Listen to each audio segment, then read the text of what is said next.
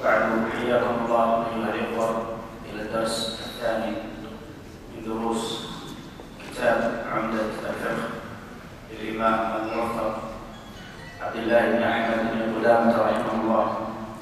كنا قد انتهينا فيما سبق من مقدمة المؤلف رحمه الله، ونشرع بعد ذلك في الباب الأول من أبواب الكتاب وهو باب أحكام المياه. تفضل شيخ. الحمد لله والصلاة والسلام على أشرف الأنبياء وسيد المرسلين وبعد. اللهم اغفر لنا ولشيخنا وللحاضرين. قال المؤلف: باب أحكام المياه. باب أحكام المياه. بدأ المصنف رحمه الله بهذا الباب كما تعلمون أيها الإخوة، لأنه يندرج تحت كتاب الطهارة، والطهارة شرط من شروط الصلاة، والشرط مقدم على المشروط، فلذلك بدأ المصنف رحمه الله بكتاب الطهارة وصدره بكتاب أو بباب أحكام المياه، لأن الأصل في الطهارة هو الماء كما هو معروف، ولا يعدل عنه إلى غيره إلا عند عدمه، فهو الأصل، ولذلك بدأ المصنف رحمه الله بالأصل فقال باب أحكام المياه.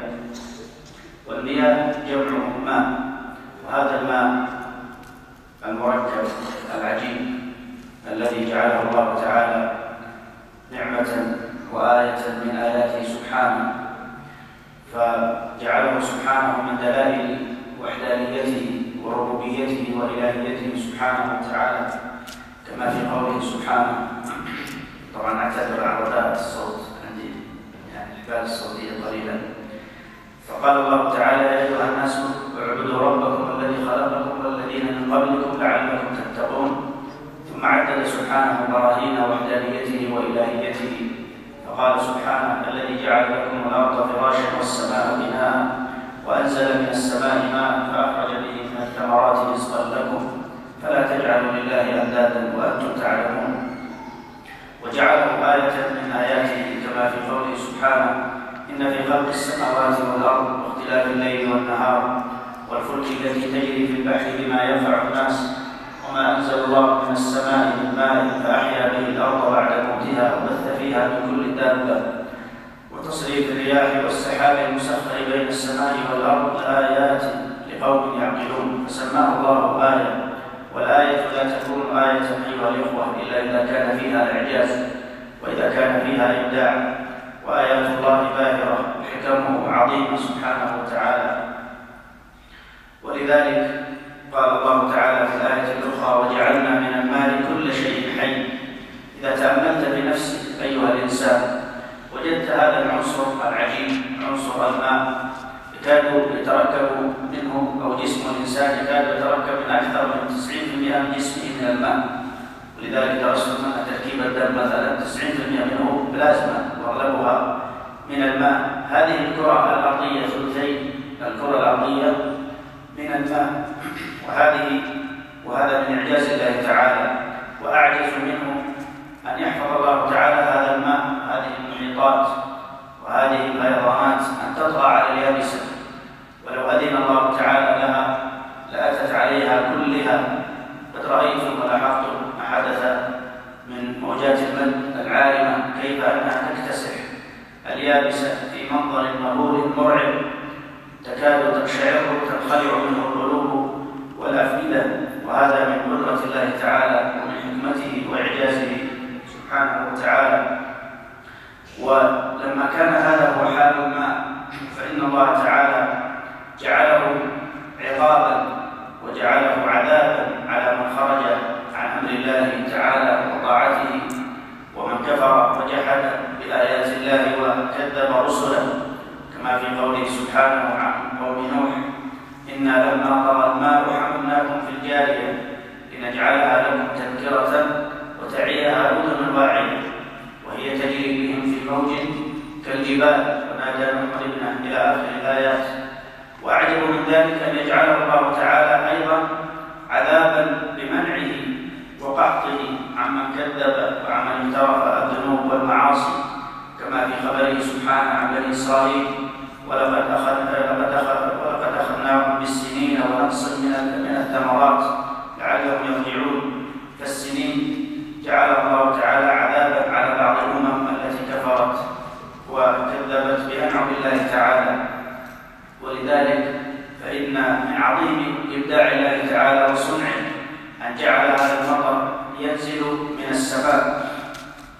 كما في قوله تعالى: وأنزلنا من السماء ماء بقدر فأسكناه في الأرض فجعله الله تعالى جعل له سكنا في الأرض.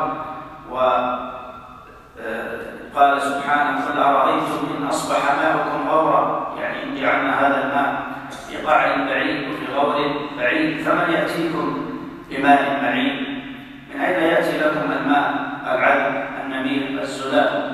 ولذلك ذكر المفسرون عند هذه الآية قصة لبعض المكذبين المعاندين حينما قرأ هذه الآية: قل أرأيتم إن أصبح ماؤكم غورا فمن يأتيكم بماء معين؟ قال: تأتي به الفؤوس والمعاول، فأصبح وقد ذهب الله بماء عينه قبل أن يذهب بماء بئره.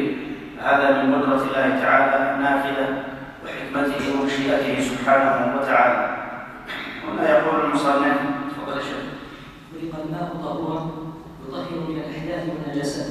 خلق الماء طهورا، إذن أي أن الله تعالى خلق هذا الماء على صفة واحدة وهي صفة الطهورية، فلم يجعله سبحانه وتعالى ولم ينزله على أي صفة غير صفة الطهورية، أي الصفاء والنقاء والطهر، كما في قوله تعالى: وأنزلنا من السماء ماء طهورا لنحيي به بلدة ميتا ونسقيه مما خلقنا أنعاما وأناسيا كثيرا.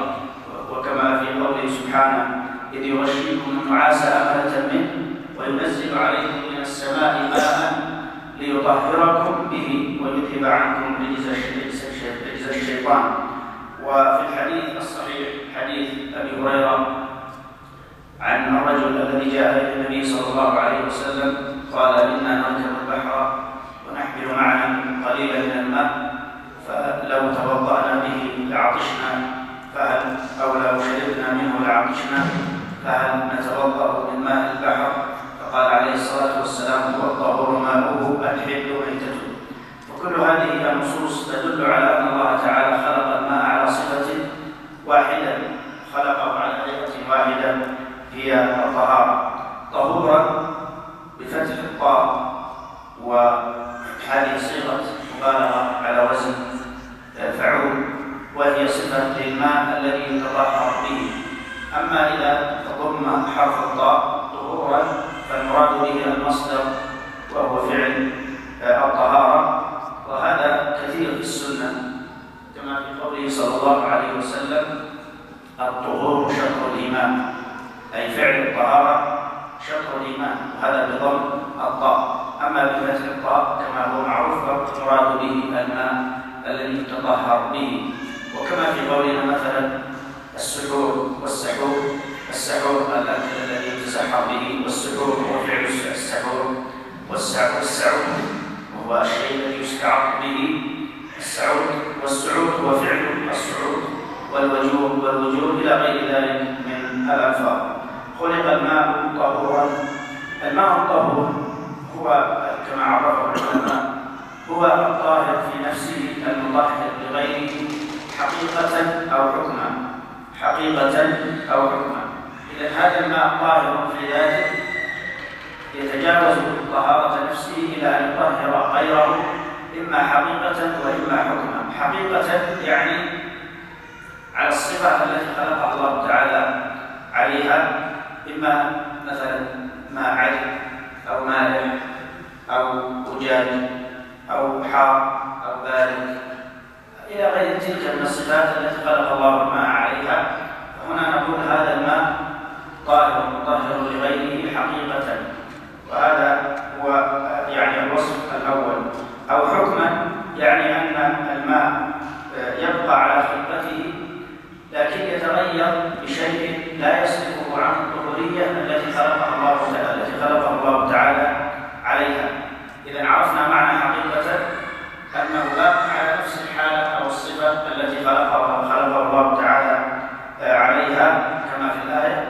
أو حكما يعني أنه باق على طهوريته وصفته التي خلقها الله تعالى عليها، ولكن تغير بشيء لا يسلبه هذه الطهورية، كأن يسقط فيه مثلا شيء من الطحالب أو ينبت عليه شيء من النباتات أو غير ذلك من الأشياء التي قد تختلط بالماء ولكنها لا تمتزج به ويبقى الماء على طهوريته كما خلقه الله تعالى. فهذا هو الماء الذي يحكم بأنه ماء طاهر مطهر لغيره حقيقة أو حكما.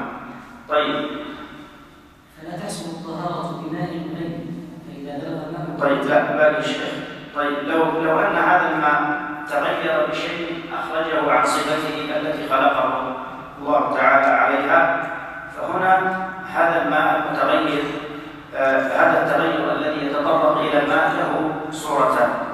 الصورة الأولى أن يتغير بشيء طاهر فيقع فيه أو يلقي فيه المكلف أي شيء طاهر من الفاكهة مثلا أو مثلا الحبر أو يختلط مثلا بعجين أو نحو ذلك أو ماء مقطر أو ماء ورد أو غير ذلك من الأشياء الطاهرة التي قد تختلط به، فهذا الماء خالطه شيء طاهر، وهذا الطاهر أثر على صفة من صفات الماء، لأن الماء له 3 صفات: اللون والطعم والرائحة. فإذا تطرق التغير في الصورة الأولى إلى أي صفة من هذه الصفات بشيء طاهر فهذه هي الصورة الأولى. فلو قلت إن هذا الماء طهور فهذا غير صحيح، لأنه قد تغير عن خلقته التي خلقه الله عليها. وإن قلت إنه نجس هذا غير صحيح، لأن هذا الشيء الذي وقع فيه طاهر، فلم يبقى إلا حالة واحدة أن نقول أنه غير طهور وغير نجس، وهو الذي وقع فيه النزاع بين العلماء، وهو الماء الذي يعبرون عنه بالماء الطاهر.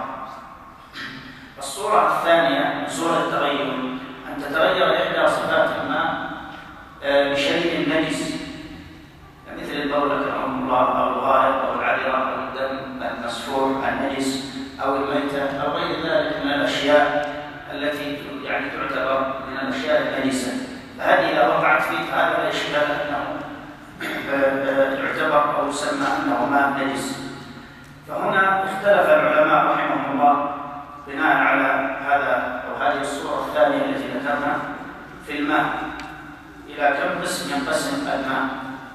وهذا الاختلاف ينبغي أن ينتبه إلى أن هذا الاختلاف هو بحسب ما يرد على هذا الماء وليس راجعا إلى أصل الماء. فالماء عنصر واحد لا يمكن أن يختلف، لكن التقسيم الذي يتطرق إلى الماء هو بحسب ما يرد على هذا الماء من شيء خارج عنه. ولذلك اختلف العلماء رحمهم الله هل الماء قسمان أم 3 أقسام. فالجمهور من الشافعية والمالكية والحنابلة على أن الماء 3 أقسام: طهور وهو الطاهر في نفسه المطهر لغيره، وطاهر وهو الطاهر في نفسه لكنه غير مطهر لغيره، والنجس وهو الذي لا يجوز أن يتطهر به. هذا قول الجمهور، وهو قول الشافعية والمالكية والمشهور عند الحنابلة. القول الثاني أن الماء على قسمين: طهور ونجس، وليس هناك قسم ثالث يسمى بالطاهر. وهذا القول قول الحنفية ورواية عن الإمام أحمد، ورجحها بعض المحققين كشيخ الإسلام ابن تيمية رحمه الله وابن القيم، اختاره بعض المعاصرين الشيخ ابن باز وابن تيمية رحمه الله، وهو الذي عليه العمل الآن في الفتاوى وفي بعض التقسيمات المعروفة الآن. إذا هذا القول الثاني. هناك بعض الأقوال ذكرها العلماء وقالوا إن هناك تقسيمات. القسم الثالث كتقسيم بعض الحنابلة قالوا أنه ينقسم إلى طهور وطاهر ونجس ومشكوك في اشتباهه بغيره، وهذا نسب إلى بعض الحنابلة. والقول الرابع أيضا نسب إلى الخراقي من الحنابلة، قال هو 3 أقسام: طهور طاهر وطهور غير طاهر غير طهور ونجس. هذه 3 أقسام التي نسبت إلى الخراقي، لكن المشهور هما القولان الأولان وهما القولان اللذان يعني استدل لهما العلماء ورد فيهما النزاع. طبعا القول الأول وهم الجمهور يستدلون بجملة من الأدلة، منها قوله تعالى في آية التيمم: فلم تجدوا ماء فتيمموا صعيدا طيبا. وهنا يقولون كلمة الماء هنا كلمة عامة، وهذه اللفظة لم يكن تخصيصها بشيء، فما دام أن الماء عام فإنه إما أن يكون مأذونا باستعماله وإما أن يكون غير مأذون باستعماله. فإن لم يكن غير مأذون باستعماله فهذا هو النجس كما هو معروف، وإن كان مأذونا باستعماله فهو إما أن يكون مطهرا لغيره وإما أن يكون غير مطهر لغيره، فلا يخرج التقسيم العقلي عن هذه التقسيمات كما ذكروا في وجه الدلالة. الدليل الثاني حديث أبي هريرة عند أصحاب السنن والإمام أحمد في المسند، وهو حديث صحيح، أن عن أبي هريرة رضي الله عنه أن رجلا جاء إلى النبي عليه الصلاة والسلام فقال: إحنا نركب البحر ومعنا قليل من الماء، فإذا توضأنا به عطشنا فنتوضأ بماء البحر يا رسول الله. قال عليه الصلاة والسلام: توضأوا ماءه والحل ميتته.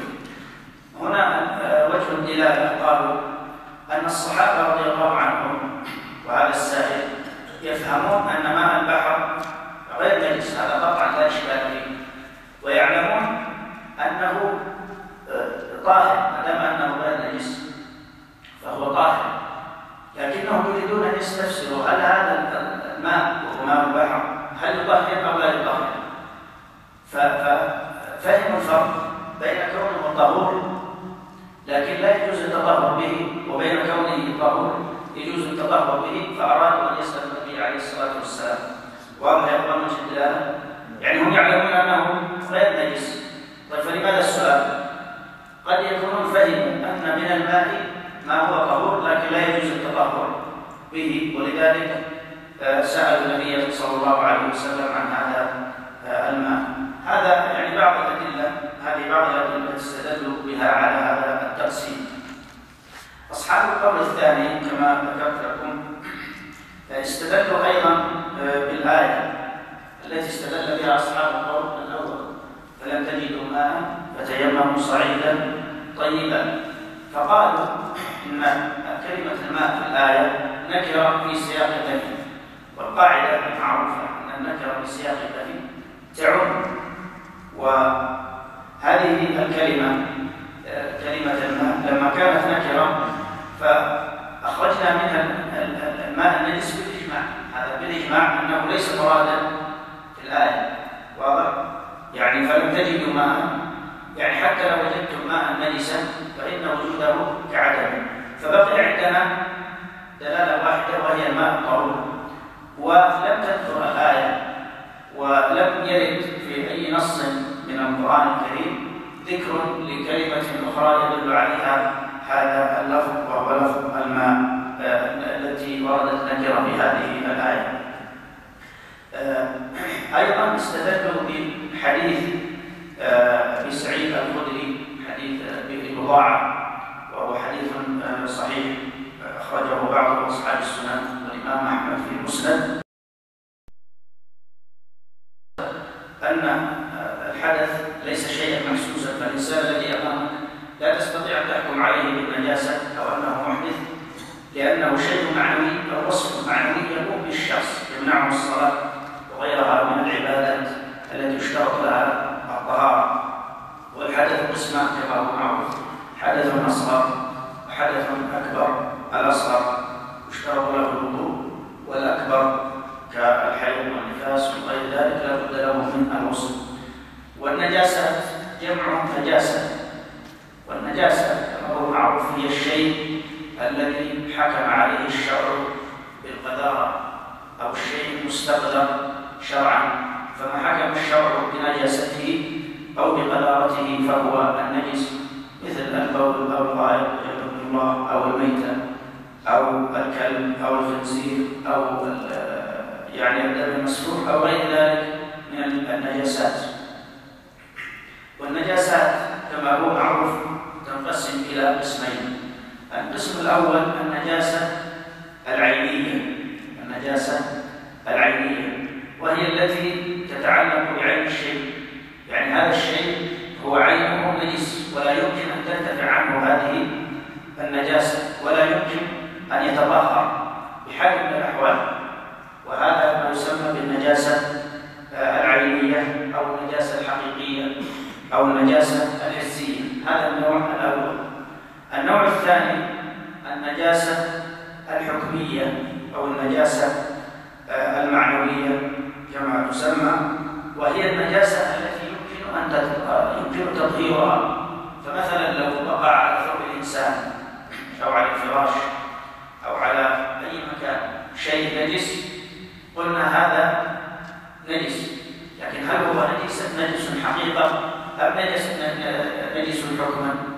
نجس حكما، لأنه في أصله طاهر، لكن لما وقعت عليه هذه النجاسة وصفناه حكما أو حكمنا عليه بأنه نجس. لأن هذا النوع الثاني من أحكام أو من أنواع النجاسات، النجاسة الحكمية، أي نحكم على الشيء بأنه نجس ويمكن تطهيره بإزالة هذه النجاسة. ومثله أيضا مسألة النجاسة المعنوية كما في قوله تعالى إنما المشركون نجس. وهل النجاسة هنا تتعلق بالذات، هل هي نجاسة عينية أو نجاسة معنوية؟ يعني خلاف بين العلماء. وكنجاسة الخمر أيضا هل هي نجاسة حكمية أو نجاسة معنوية إلى غير ذلك من المسائل. يطهر من الأحداث والنجاسات. إذا قال المصنف خلق الماء طهورا، وما دام طهورا فإنه يطهر من الأحداث والنجاسات. هذا الحكم أنه يطهر من الأحداث والنجاسات ينطبق على كل ماء طهور، وبعض العلماء حكى الإجماع على هذه القضية. والحقيقة أن هناك خلاف في المسألة نقل عن بعض السلف فيما يتعلق بماء البحر، يعني خلاف وقع في ماء البحر على وجه الخصوص، فنسب إلى عبد الله بن عمرو بن العاص وعبد الله بن عمر رضي الله عنهما أنهما قالا في ماء البحر إن التيمم أعجب إلينا منه، يعني أنهم يفضلون التيمم على ماء البحر. وروي عن عبد الله بن عمرو بن العاص رضي الله عنهما أنه قال عن ماء البحر إنه نار، وما دام نار فإنه لا يجوز التطهر به. وروي هذا القول أيضا عن سعيد بن المسيب، ولعلهم رضي الله عنهم لم يبلغهم حديث النبي عليه الصلاة والسلام في ماء البحر، فثبت كذلك. يعني هنا ثبت أن في المسألة خلاف وليس الإجماع على إطلاقه كما ذكر بعض العلماء أنه مجمع عليه. ولذلك قال عمر رضي الله عنه من لم يطهره ماء البحر فلا طهره الله. لكنه خلاف يعني يكاد يكون منقلب. فهنا كلام المصنف يستقيم يطهر من الأحداث والنجاسات. نعم. فلا تحصل الطهارة بماء غيره يعني غير الطهور. الطهارة تنقسم إلى قسمين: طهارة حدث وطهارة خبث أو طهارة نجس، وهذه نحتاج إليها في شروط الصلاة كما سوف يأتي الفرق بين طهارة الحدث وطهارة النجس. طهارة الحدث هي الطهارة من الحدث الأصغر والأكبر كما هو معروف، لكن هذه الطهارة وهي طهارة الحدث يفرق فيها العلماء في الإزالة، يعني في التطهير، تطهير الحدث وتطهير الخبث.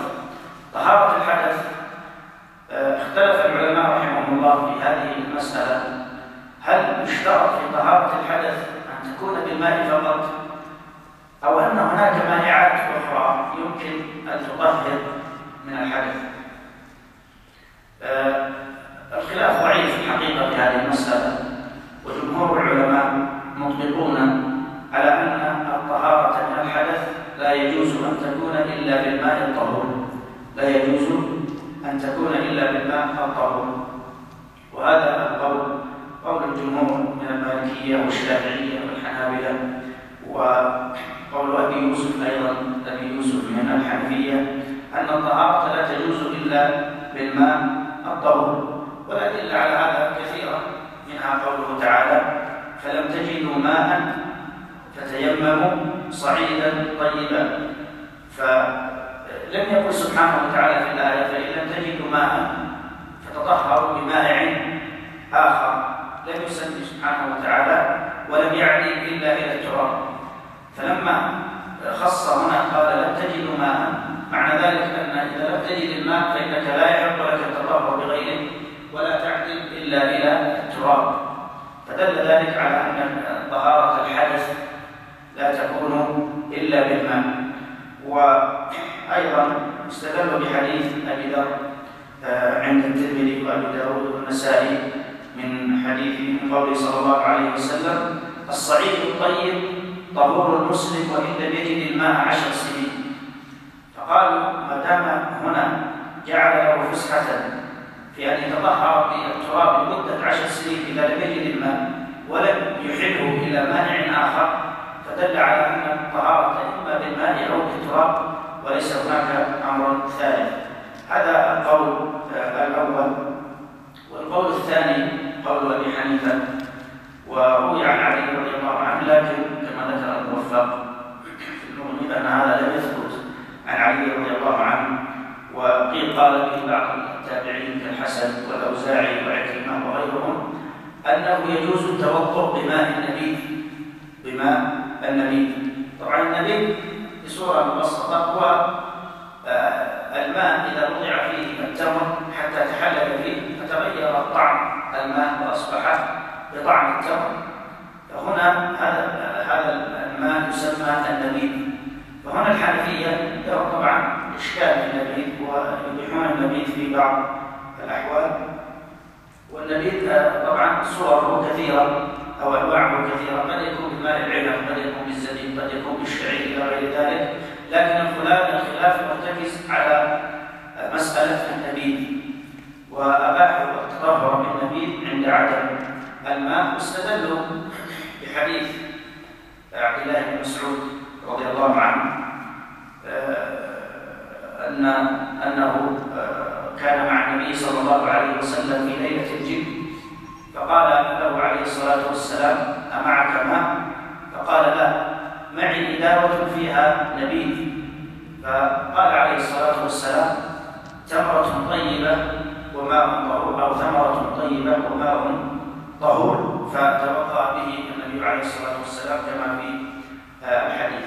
طبعا الحديث ضعفه العلماء، والحديث حكم عليه جملة وطائفة من أهل العلم لأن فيه بعض المجاهيل، والحافظ ابن حجر رحمه الله يقول: أطلق العلماء على ضعف هذا الحديث. طبعا لماذا أطلقوا؟ لأن هناك حديث في صحيح مسلم عن عبد الله بن مسعود يعارض هذا الحديث، وهو أنه سئل رضي الله عنه وأرضاه: هل كان منكم أحد مع النبي عليه الصلاة والسلام في ليلة الجن؟ فقال: لم يكن معه منا أحد. فدل على أن هذا الحديث باطل، وأن صحيح أن عبد الله بن مسعود لم يكن مع النبي عليه الصلاة والسلام، ولذلك بطل الاستدلال بهذا الحديث. النوع الثاني من الطهارات طهارة الخبث أو طهارة النجس، يعني إذا وقع شيء على بدن المصلي مثلا أو ثوبه أو موضع صلاته أو بدنه، فهل يمكن أن تحصل الطهارة بشيء غير الماء؟ هذه المسألة محل خلاف بين العلماء، والعلماء كما تعرفون مجمعون على أنها إذا أزيلت بالماء أنه يزول حكم النجاسة، وهذا لا إشكال به. لكن الإشكال فيما لو أزيلت بغير الماء، إما بمنديل أو بحجر أو بمائع آخر، يعني يمكن أن تزال به كماء الورد أو ماء الخل أو نحو ذلك من المائعات التي يمكن أن تزول بها عين النجاسة ويزول بها أثر النجاسة. والقول الأول وهو قول الجمهور من المالكية والشافعية وبعض الحنفية، وهو المذهب عند الحنابلة أنه لا بد من الماء لكي تحصل أو يحصل التطهير من النجاسة، لأن هذا القول الأول وهو قول الجمهور. فلو أن نجاسة وقعت على بدن المصلي أو ثوبه أو موضع صلاته فالجمهور يشترطون أن يزيلها بماذا؟ بالماء، ولا يجوز أن تزال بغير الماء، ولو أزيلت بغير الماء لم تصح أو لم يصح إزالة هذه النجاسة وبقي حكمها متعلقا بهذا المكان. طبعا يستدلون بالأحاديث فيها ذكر الماء في الطهارة، كما في حديث أسماء بنت أبي بكر رضي الله عنها في البخاري أن امرأة جاءت إلى النبي صلى الله عليه وسلم فقالت إحدانا تصيب ثوبها أو يصيب ثوبها دم الحيض، فقال عليه الصلاة والسلام تحته ثم تقرصه ثم تنضحه وتصلي فيه، يعني تنضحه بالماء. قالوا فهنا لو كان لها مندوحا في غير الماء لما يعني نص عليه الصلاة والسلام على الماء، فدل على أن الماء معتبر في إزالة النجاسة. واستدلوا أيضا بحديث قول الأعرابي في الصحيحين في قوله عليه الصلاة والسلام هريق على قوله سجلا من ماء. قالوا فلو صح إزالة ذلك القول بغير النجاسة بغير الماء لنقل إلينا ولا يعني اشتهر ذلك ولا نقل ذلك، فلما اقتصر عليه الصلاة والسلام على أمرهم بتطهيره بالماء دل على أن الماء لا بد منه في تطهير النجاسة. القول الثاني هو قول الحنفية ورواية عن الإمام أحمد اختاره شيخ الإسلام رحمه الله، اختاره بعض المعاصرين، وهو الذي أفتت به المجامع الفقهية في بعض النوازل، لأن الآن طرأت بعض المسائل التي فيها التطهير بغير الماء، مثل التطهير بالبخار أو التطهير بالتقطير أو نحو ذلك من المسائل التي طرأت واستجدت في هذه الآونة. فأفتت المجامع الفقهية ومجالس الإفتاء بجواز هذه الوسائل الحديثة في التطهير، فهذا اختيارهم أن التطهير إذا تم بغير الماء وزال أثر النجاسة وزال يعني عين النجاسة فإننا يعني نحكم بزوال النجاسة بهذا المائع غير الماء. طبعا يستدلون ببعض الأدلة منها حديث الصحيحين عن أبي هريرة رضي الله عنه أن النبي صلى الله عليه وسلم قال إذا شرب الكلب في إناء أحدكم فليغسله 7. فهنا يقولون أن الغسل هنا لم يقيده عليه الصلاة والسلام فأطلق الغسل ولم يقيده بالماء، فدل على أن الأحاديث التي استدل بها أصحاب القول الأول لا يراد بها حصر التطهير من النجاسة بالماء، وإنما المراد بها أن من اتفق في ذلك الوقت أو في ذلك الحديث أن النبي صلى الله عليه وسلم أرشد إلى استخدام الماء، وقالوا العبرة هو بزوال النجاسة وزوال حكم النجاسة. وأيضا استدلوا بما هو أقوى من ذلك وهو حديث الاستجمار، فإن الاستجمار مجمع على أنه من السنن وأنه كان تبعا لإزالة النجاسة، لأن الناس في القديم لم يكن يتوفر لهم الماء مثل ما هو متوفر عندنا الآن، فكان غالب طهارة الناس في القديم في الاستنجاء هو بالأحجار وما يجري مجرى الأحجار، فقالوا ما دام أن النجاسة المغلظة في الاستجمار تزال بالأحجار ونحوها فكل ما جرى مجرى هذا من المسائل أو من المزيلات فإنها يجوز أن تزال به النجاسة. قوله بمائع غيره فلا تحصل الطهارة بمائع غيره، هنا تلاحظون دقة المصنف رحمه الله حينما أتى بكلمة مائع، لأنه لو قال بكلمة أخرى مثلا لو قال فلا تحصل الطهارة بشيء غيره لانتفت مسألة ايش؟ التيمم، والتيمم التراب أو التطهر بالتراب هذا من المسائل المجمع عليها، فلذلك فلا قال فلا تحصل الطهارة بمائع غيره لئلا يشكل على مسألة التراب التي يجوز أن تكون بدلا عن الماء. نعم. إذا بلغ الماء قلتين وكان جاريا يجلس فإذا بلغ الماء قلتين أو كان جاريا لم ينجسه شيء. طبعا القلتان كما هو معروف تثنية قلة وجمعها قلال، وتعريف القلة أو القلال اختلفوا فيه اختلافا كبيرا. فمنهم من قال القلة هي الشيء الذي يقله أو يستطيع الإنسان أن يقله بيده، يعني يحمله بيده. ومنهم من قال القلة هي أعلى الشيء أو هي قامة الشيء، فإذا بلغ الشيء مقدار القامة فهو ما يسمى بالقلة. وقال بعضهم المراد بها الخوابي الكبيرة التي تتسع لعدة قرب من المياه. وقال بعضهم هي الجرة، جرة الماء التي كانت تعرف في القديم سواء كانت صغيرة أو كبيرة. والقلال كانت معروفة عند العرب، فكانت كل قرية وكل منطقة فيها نوع من القلال، وأشهر القلال عند العرب أو القلال عند العرب أشهرها قلال وهجر هذه مختلف فيها، هل هي المراد بها هجر الأحساء أو المراد بها هجر قرية كانت بجوار المدينة. وهذا لعله الأقرب، لأن النبي عليه الصلاة والسلام في الغالب أنه يمثل للناس من المحيط الذي يعيشون فيه.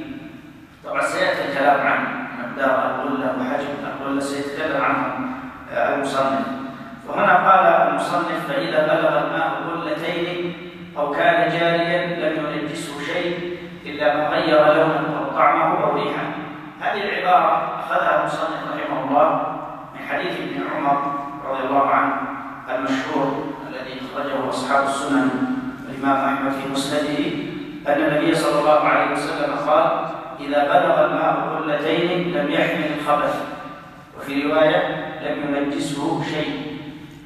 لم يحمل الخبث يعني أنه يستطيع أن يدفع عن نفسه الخبث، يعني الماء إذا كان أكثر من قلتين لم يحمل الخبث يعني يستطيع أن يدفع عن نفسه الخبث ولا ينجس بهذا الخبث الذي يتعرض له إلا إذا غلب على لونه أو طعمه أو ريحه. وكما يقول العرب كما معروف فلان لا يحمل الضيم، يعني أنه يستطيع أن يدفع عن نفسه الضيم. فكذلك الماء إذا كان فوق القلتين أو قلتين فما فوقها لم يحمل الخبث كما في هذا الحديث. هذه المسألة اختلف بها العلماء رحمهم الله اختلافا بينا واختلافا كبيرا، وهي هل العبرة في الماء وفي تنجيس الماء هل العبرة بالمقدار أو بمقدار القلتين ما زاد عن القلتين وما قل عن القلتين، أو أن العبرة بالتغير، يعني تغير الماء سواء كان أكثر من قلتين أو أقل من قلتين. فصار عندي 4 صور. الصورة الأولى أن يكون الماء أكثر من قلتين، أن يكون الماء قلتين فأكثر، وهذا له حالتان.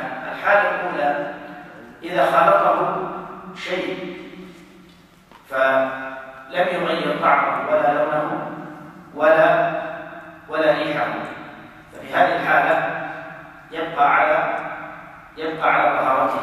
إذا خلطته نجاسة وهو قلتان أو أكثر فلم تغير لونه ولا طعمه ولا ريحه، فهنا بعض العلماء حكى الإجماع على أنه يبقى طهور. والحقيقة أن هناك إشكال يعني في مذهب الإمام أحمد، استثنوا بول الآدمي وعذرته الماء أكرمكم الله إذا خالطت الماء حتى لو كان أكثر من قلتين ولم تغير طعمه ولا ريحه، قال في هذه الحالة نحكم بنجاسته بشرط أن يكون لا يمكن نزعه. يعني جاء بمعيار آخر وهو يمكن نزعه أو لا يمكن نزعه.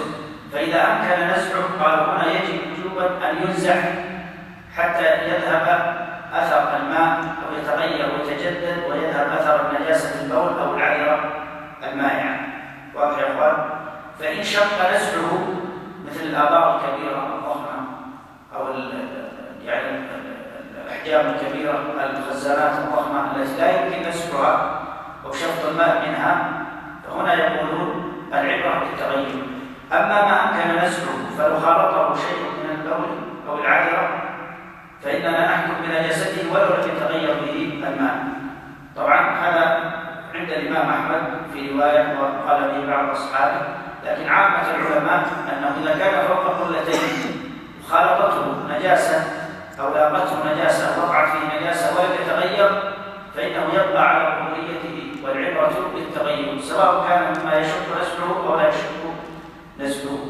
إذن هذه هي الصورة الأولى. الصورة الثانية إذا كان فوق القلتين خالطته نجاسة أو قلتين فما فوق خالطته نجاسة فغيرت لونه وطعمه وريحه فحينئذ نحكم بنجاسته. هذه هي الصورة الأولى فيما يتعلق فيما كان فوق القلتين. واضح؟ طيب، بقي الإشكال فيما دون القلتين. فهنا عندي صورتان فيما دون القلتين. إذا كان الماء أقل من القلتين فإن خالطته نجاسة فغير طعمه أو لونه أو ريحه فهو نجس، هذا لا إشكال فيها. الصورة الثانية تخالطه نجاسة فلا تغير لا طعمه ولا لونه ولا ريحه لأنه أقل من قلتين، فهل العبرة هنا بالتغير، يعني نقول غير نجس لأنه لم يتغير، أو نقول نحكم بأنه نجس لأنه أقل من القلتين بناء على حديث ابن عمر؟ واضح يا أخوان؟ فهنا حصل الإشكال في هذه النقطة، وهي فيما لو كان الماء أقل من قلتين فالذين عملوا بحديث عبد الله بن عمر قالوا إذا كان الماء أقل من قلتين خالطته نجاسة فلن تغيره فنحكم بنجاسته بناء على حديث عبد الله بن عمر أو على مفهوم حديث عبد الله بن عمر، لأنه قال إذا بلغ الماء قلتين لم يحمل الخبث، معنى ذلك أن ما كان دون القلتين يحمل الخبث وإن لم يتغير بالنجاسة. وهذا هو محل الإشكال الذي وقع فيه الخلاف بين الجمهور وبين غيرهم. القول الأول قولان للعلماء في المسألة. القول الأول وهو المشهور في مذهب الحنابلة وبه قال الشافعي في أحد القولين أو في المشهور من القولين، وهو المروي عن عبد الله بن عمر وسعيد بن جبير ومجاهد وغيرهم من التابعين، وهو الذي اختاره المصنف هنا في الكتاب، وهو الذي يسير عليه المصنف في الكتاب، أن العبرة بحديث عبد الله بن عمر أو بمفهوم حديث عبد الله بن عمر. إذا هذا هو القول الأول، أن الماء إذا كان أقل من قلتين فلاقته أو خالطته النجاسة فلن يتغير فإننا نحكم بنجاسته وإن لم يتغير شيء من طعمه أو لونه أو ريحه. واضح يا إخوان هذا؟ إذا هذا القول الأول، واستدلوا بحديث عبد الله بن عمر رضي الله عنهما الذي ذكرنا لكم أن النبي صلى الله عليه وسلم سئل عن الماء وما ينوبه من السباع والهوام فقال إذا كان الماء قلتين لم يحمل الخبث، وفي رواية لم ينجسه شيء. طبعا وجه الدلالة معروف من الحديث أن ما كان فوق القلتين فهو لا يحمل الخبث إلا إذا تغير لونه أو طعمه أو ريحه، وما كان أقل فإنه يحكم بنجاسته بمفهوم الحديث وإن لم يتغير. طبعا هذا يعني أكثر الأدلة التي استدلوا بها. واستدلوا أيضا بحديث سكر الكلب، أن النبي عليه الصلاة والسلام أمر بغسل من سكر الكلب وأمر بإراقته. وسكر الكلب معروف أن الماء لا يتغير بسعر الكلب، ومع ذلك أمر النبي عليه الصلاة والسلام بالغسل منه وبإراقته، فدل على أنه نجس وإن لم يتغير. هذا هو القول الأول. القول الثاني وهو قول الإمام مالك رحمه الله ورواية عن الإمام أحمد، والقول الثاني للشافعي وروي عن جمع من الصحابة منهم أبو هريرة وابن عباس وحذيفة وبعض التابعين كسعيد بن المسيب والحسن وعكرمة وغيرهم، واختاره شيخ الإسلام رحمه الله في الفتاوى. طبعا القول الأول رجحه في شرح العمدة، شيخ الإسلام رجح القول الأول في شرح العمدة، لأن شيخ الإسلام له مرحلتان. المرحلة الأولى وهي مرحلة التتلمذ على مذهب الإمام أحمد، فلما تأتي إلى شيخ الإسلام رحمه الله في كتب المذهب وفي شرحه للعمدة حنبلي صرف، لأنه بنى أو تأسس وبنى علمه وتتلمذ على مذهب الإمام أحمد. وهذه قاعدة عند العلماء أن العالم لا يبلغ مرتبة الاجتهاد المطلق إلا إذا تتلمذ على مذهب من المذاهب. لذلك شيخ الإسلام رحمه الله مع علو بدره وبلوغه مرتبة الاجتهاد إلا أنه بنى أصوله ومذهبه على مذهب الإمام أحمد. فإذا قرأت كلامه في شرح العمدة وهو أظن لم يتجاوز كتاب الحج، يعني لم يتم شرح العمدة، وطبع منه الآن عدة رسائل في بعض الجامعات، الذي وجد منه حقق وتم طباعته ونشره. فاختار مالك في شرح العمدة لأنه يؤلف في إطار المذهب أو في إطار مذهب الحنابلة، لكن لما جاء في الفتاوى أصبح إماما متبحرا مجتهدا مطلقا، تجد له ترجيحات تختلف عن ترجيحاته في المذهب عندما كان يتتلمذ عليه. فرجح رحمه الله في الفتاوى، وكذلك تلميذه ابن القيم رجحوا القول الثاني، وهو أن العبرة بالتغير، أن العبرة بماذا؟ بالتغير، ولا عبرة بتحديد القلتين. طبعا ستأتي أدلتهم. استدلوا بجملة من الأدلة أهمها وأشهرها وأقواها حديث أبي سعيد الخدري رضي الله عنه أن النبي صلى الله عليه وسلم سئل عن بئر بضاعة، كما ذكرت لكم بئر بضاعة كان بئر بجانب المسجد النبوي. قالوا يا رسول الله إنها يلقى فيها الحيض والنتن ولحوم الكلاب، فقال الماء طهور لا ينجسه شيء، الماء طهور لا ينجسه شيء. معنى الحديث أن الماء لا ينجسه شيء إلا إذا تغير، لأنه من الماء يعني الذي كان معروفا في ذلك الوقت، فكانت الأمطار تأتي ببعض الأوساخ والقاذورات فتلقي بها في هذه البئر، فسألوه عن ذلك فقال الماء طهور لا ينجسه شيء. هذا الحديث صحيح كما هو معروف. واستدلوا أيضا بحديث أبي أمامة الباهلي رضي الله عنه عند ابن ماجه إن الماء طهور لا ينجسه شيء إلا ما غلب على لونه وريحه وطعمه، لكن الحديث ضعفه جماهير المحدثين. ولكن الحديث الثاني أو الحديث الأول حديث صحيح.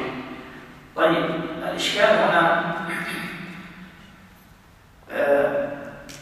يعني في الترجيح بين القولين.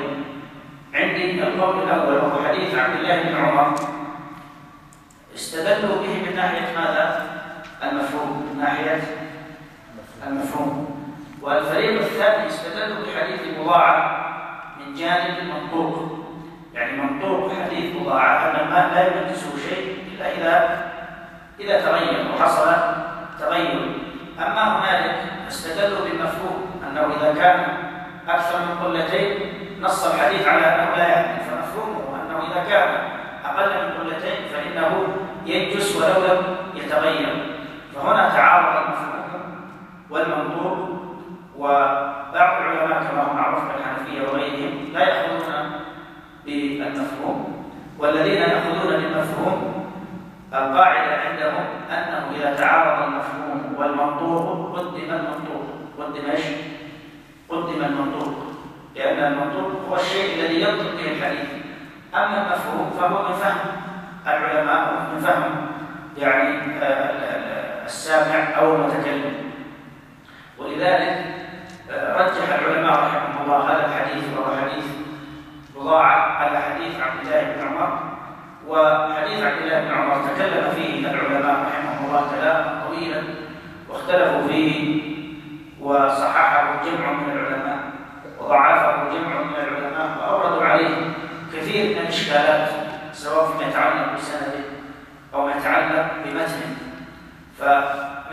بسنده قالوا إنه لم يرد من رواية سالم بن عبد الله بن عمر وهو ابن الصحابي صاحب الحديث، ولم يرد من رواية نافع مولى بن عمر. قالوا هذان الراويان هما الحفظة لعلم عبد الله بن عمر، ومع ذلك لم يرد من طريقهم هذا الحديث، فدل على أن فيه إشكال في هذا الحديث. أيضا قالوا مضطرب من جهة متنه، فورد في بعض الروايات إذا بلغ الماء قلتين، ورد في بعضها إذا بلغ قلة، ورد في بعضها إذا بلغ قلة أو قلتين أو ثلاثة. فقالوا هذا الاضطراب في الحديث يدل على أنه يعني فيه إشكال. هذا الجانب يتعلق بترجيح الحديث، وضعفه كما ذكرت لكم جمع من العلم، واستوفى يعني تكلم عن الألباني رحمه الله ورجح صحته، لكن على فرض صحته. فمنطوق حديث بضاعة يقدم على مفهوم حديث عبد الله بن عمر، هذه الفتوى هي ما عليه الفتوى اليوم، أن العبرة في التغير بماذا؟ أن العبرة في النجاسة في التغير وليس في التحديد. هذا فضلا عن ما استدل به هؤلاء أو أوجه الترجيح في المسألة، أن التحديد بالقلتين فيه إشكال بالنسبة إلى المكلف.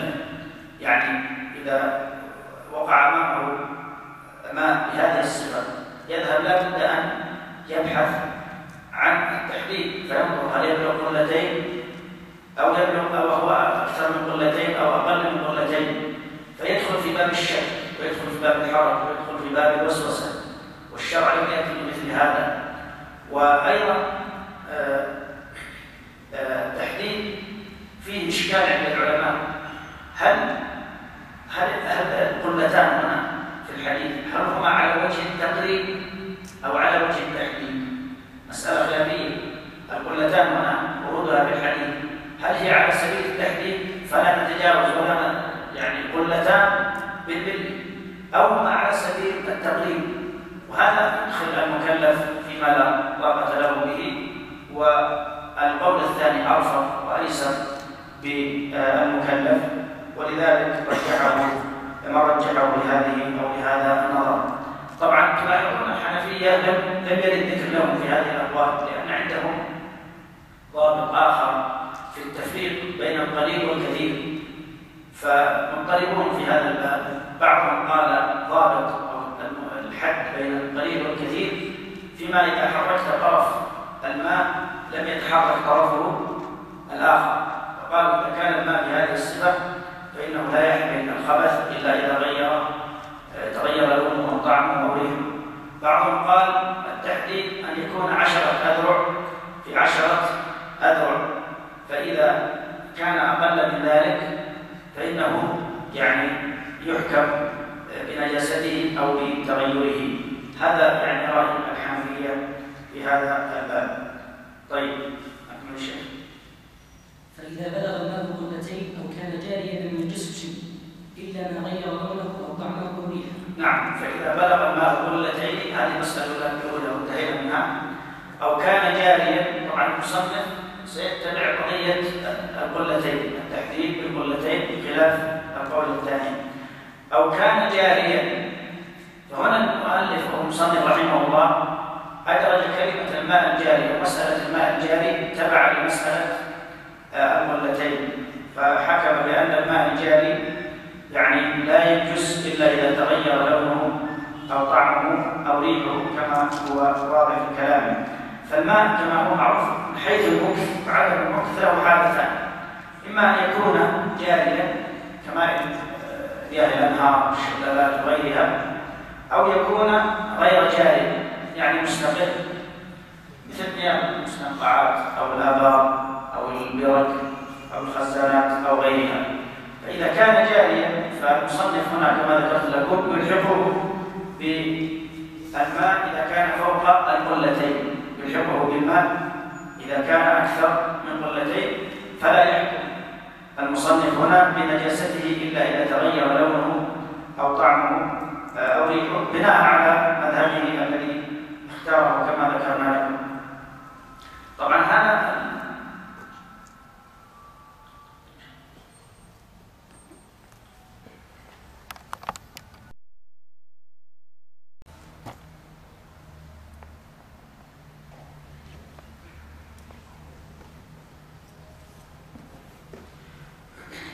قول المصنف رحمه الله أو كان جاريا لم ينجسه شيء. فالمصنف هنا كما يقول الفرق بين الجاري والراكب.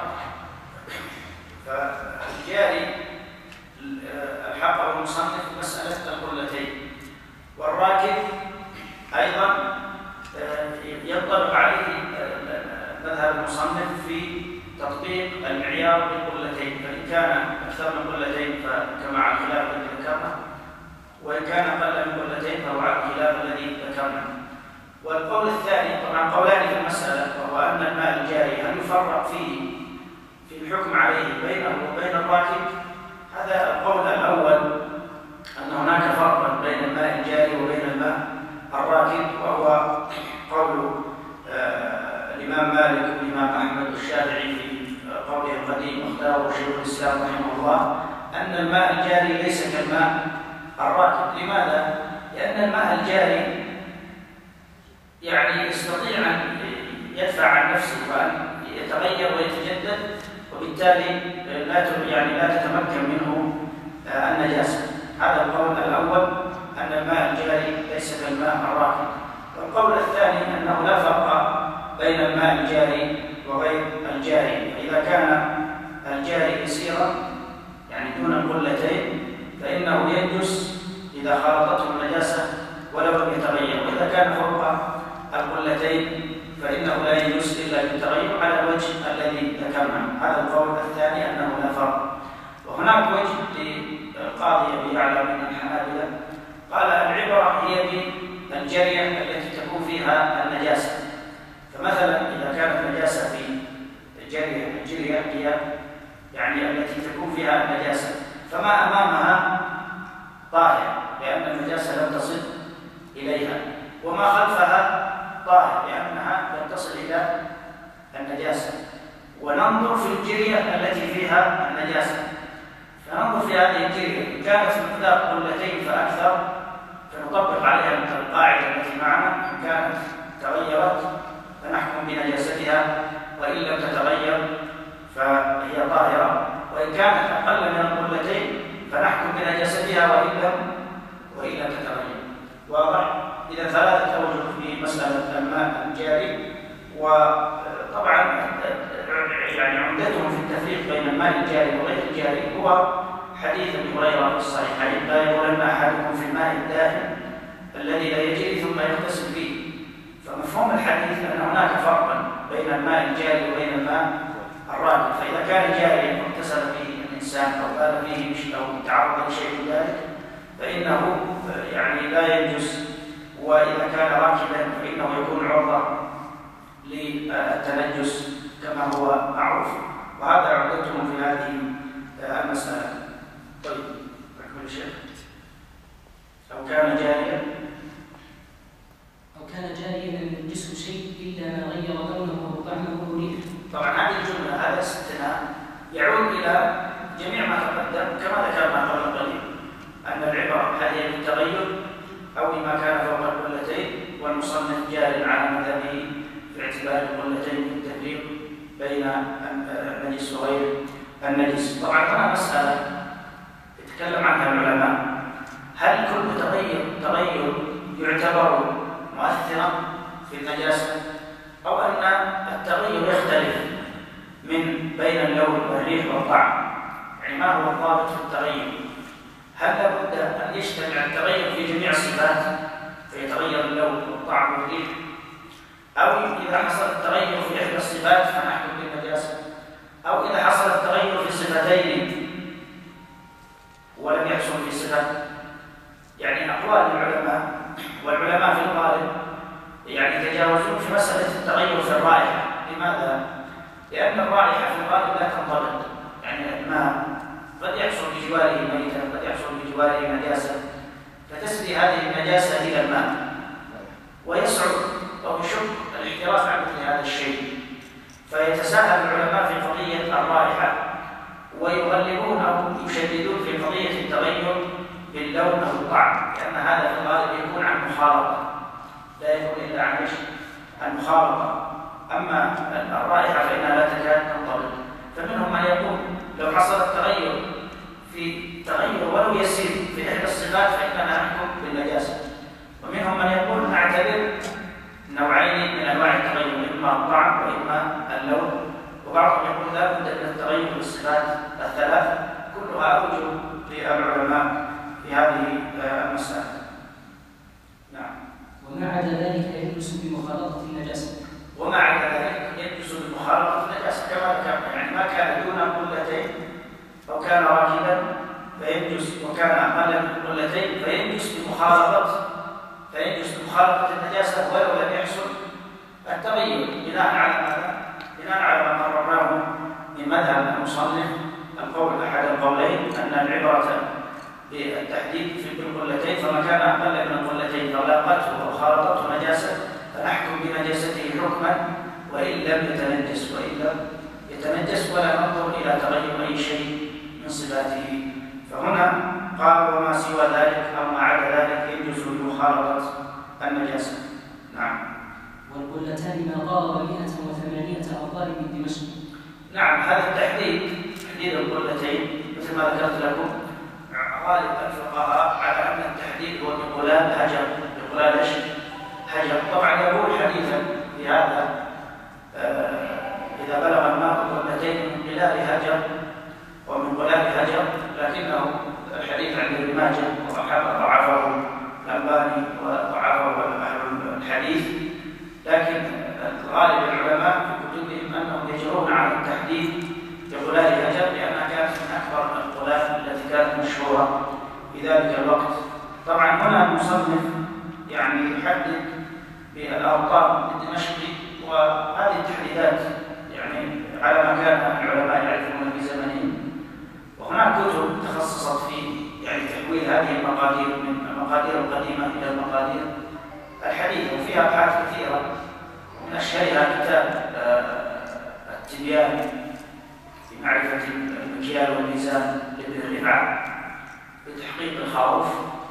هذا المحقق حقق كتاب الإمام أو الشيخ ابن رفعة في القرن علماء القرن الثامن من علماء الشافعية، حقق الكتاب وبين المقادير بالمعيار القديم وما يقابلها بالمعيار الحديث. أيضا هناك بحث للشيخ بن منيع في بعض أعداد مجلة البحوث الإسلامية من أراد أن يرجع إليه. هناك أبحاث متعددة في يعني المقادير والمكاييل والموازين بالمعايير الحديثة. والقلتان هنا 108 أرقام من دمشق، يعني بالمعايير الحديثة تقريبا تبلغ حوالي 157 جرام ونصف، يعني تزن حوالي 157 جرام ونصف، وباللترات تزن حوالي 158 لتر تقريبا. وهذا كما ذكرت لكم بناء على ما اختاره المصنف من اعتماد التحديد أو المعيار بالقلتين. نعم. وإن طبخ طبعا ندخل في مسائل أخرى يعني أرى يعني ننجلها إن شاء الله إلى الدرس القادم. وصلى الله وسلم على نبينا محمد وعلى آله وصحبه.